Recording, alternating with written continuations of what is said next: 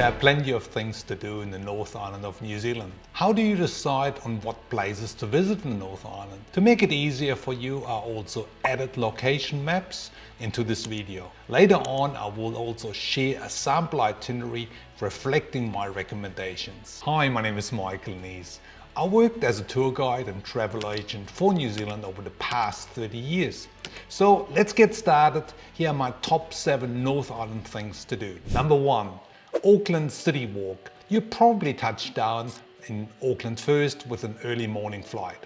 After a long haul flight, the best way to get over the jet lag is to stay active. So why not head into the inner city with a local tour guide? The Viaduct Harbour area is perfect for fresh air, and with a local guide you get to see all those interesting and often hidden spots. Good to know. If you're keen to explore Auckland on your own, I recommend you hop on board of the local ferry service from downtown Auckland, heading over to the lovely suburb of Devonport. It's only about a 10 minutes ferry ride and you can immerse yourself into a classic New Zealand village scene with charming shops and beautiful beachfront promenade. It's worth it. Number 2, Otorohanga and Waitomo. After leaving Auckland, you'll enter the classic North Island New Zealand landscape. Rolling green hills with smaller villages and local scenery. Otorohanga is one of those support towns. Most travellers head through there on the way to the famous Waitomo Caves. But if you spend a couple of nights in the area, you'll have access to some of the most authentic scenery and open-hearted people. Stop at the Hamilton Gardens on the way or visit the local kiwi birdhouse in Otorohanga and explore the remote Kawhai harbour as well. Head to Pio Pio for the Hairy Feet Hobbiton tour, then take one of the iconic Waitomo Caves tours, either by walking or swimming or abseiling in the caves. It's amazing. There is so much to explore in and around Otorohanga and the Waikato district. It's worth doing. Good to know if you want to visit the Hobbiton Village filming set near Matamata, try to incorporate this attraction en route from Auckland to Otorohanga or as an afternoon side tour from Otorohanga. Number 3, New Plymouth, Taranaki. Instead of going straight into the central North Island, I recommend to visit New Plymouth, which is on the western side of the North Island. This area is famous for its volcanic Mount Egmont, Mount Taranaki, and in my mind it's one of the most underrated regions, with a beautiful national park around the mountains with lush greenery, hiking trails, surfing beaches, cycle trail, arts and crafts. Plus you can enjoy a very vibrant foodie and coffee house scene. Good to know when travelling down the Tasman Sea Coastal Highway, stop at the tiny village of Mokau.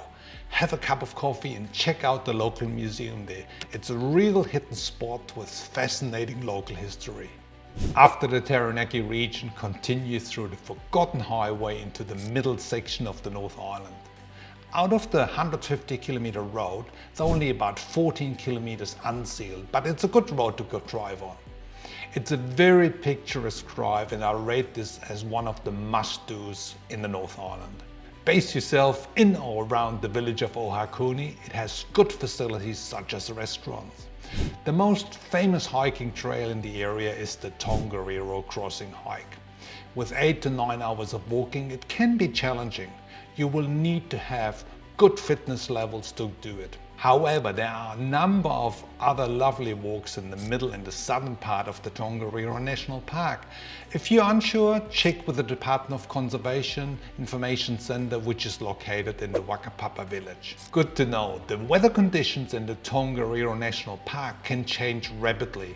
So come prepared, check the weather forecast, have good equipment, food and water with you. It's really important. Number 5, Lake Taupo.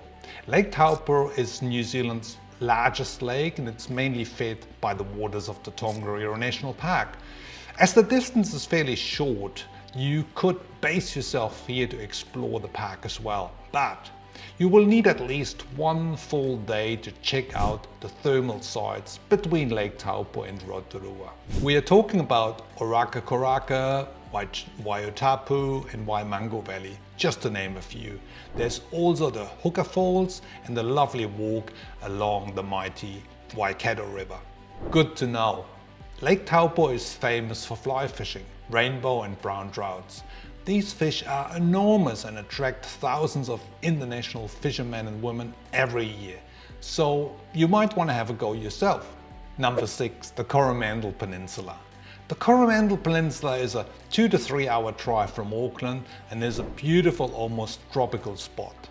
It is busy in the summer season, but otherwise a great place to relax and explore the stunning beaches on the eastern side facing the Pacific Ocean.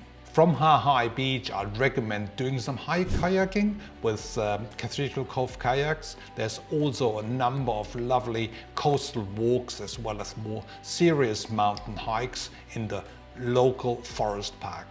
If you're in short on time and you want to explore all of the peninsula in one day, I recommend to go with a great local guiding company called Kiwi Dundee. Good to know. Distances on the map look short, but some of the roads are quite windy, so you need to prepare yourself with plenty of time to get around. Number 7, Bay of Islands. The Bay of Islands is a destination on its own. It's a fair distance away from Auckland, about 4 to 5 hours drive one way. Therefore, I do recommend to stay at least 3 to 4 nights. Some of my guests do the Bay of Islands at the end of the trips just to relax and enjoy the more tropical northern climate. From boating in the waters to swimming with dolphins, the kauri trees, the 90-mile beach, there's so many options for exploring that top part of the North Island. Good to know if you tread those long car drives, then a short 40 minutes domestic flight from Auckland to Kerikeri Airport is an option. From here, get a rental car.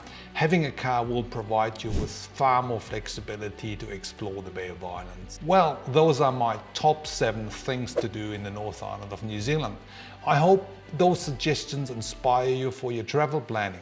If you find this video helpful, hit the subscribe button below, thumbs up to stay connected for more helpful New Zealand travel tips. See you in the next video.